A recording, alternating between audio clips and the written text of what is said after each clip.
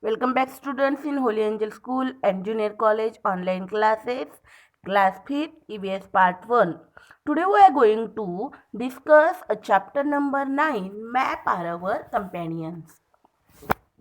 In previous lesson we have studied about public facilities and my school, but today we are going to discuss the map are our companions.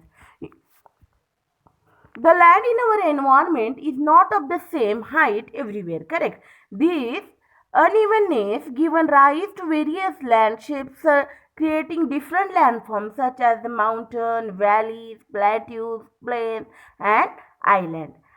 You have studied in these in the third chapter, correct?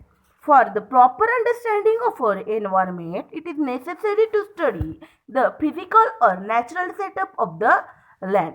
In fourth standard, when we learn about the maps, we saw 5,000-year-old map. This means that man has felt the need to make maps since ancient times. At that time, maps were mainly used in war. While fighting a battle, it is important to have detailed knowledge of the terrain.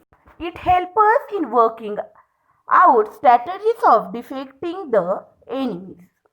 Maps were very useful for this purpose.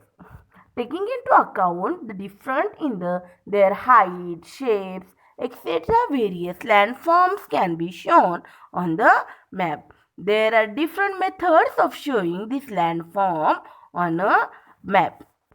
The length and the width of a landform can be easily shown on a piece of paper. However, the height and depth cannot shown as easily. There are different methods of showing the elevation or height of the land.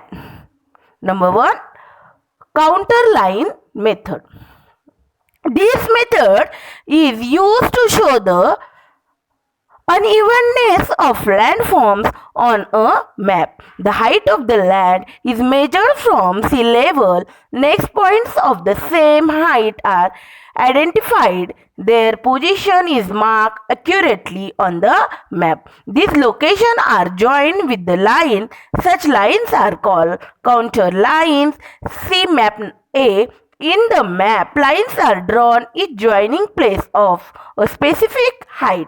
This way, the relief of the land can be easily shown. It helps to understand the slope of the land and the height of the different places. Observe the given diagram. Note that when there is a less distance between the counter lines, the slope is steep, whereas if the distance is great, the slope is gentle. Next method of the elevation of the height or of the land is layer tinting method. This method is based on the counter line. In this method, the space between contour lines are filled with the color. Each color indicates a spacious height. For example, water bodies are colored with blue, whereas the adjoining the land is colored dark green. Land higher than that colored is light green. Next higher land is colored with yellow, and so on.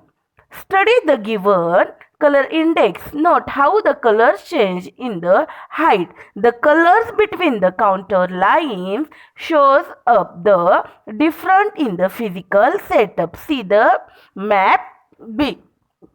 The height is indicated in the meters. In different height have a different color. It means it is easy to understand the height of the land. The next method is digital elevation method. This is the most modern method.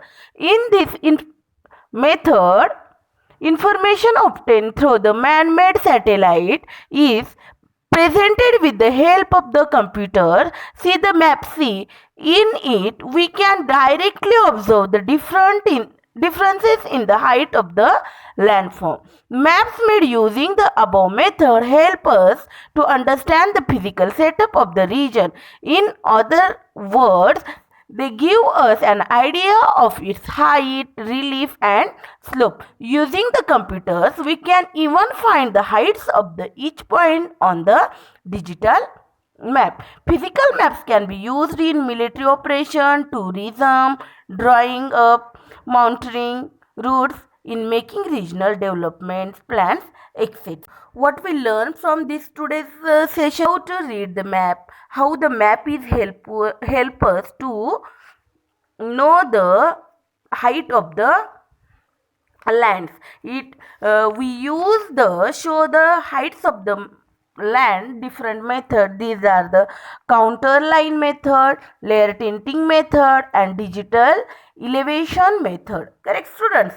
I hope, students, you understood these three method. You need to read textbook and learn. Thank you. Have a good day.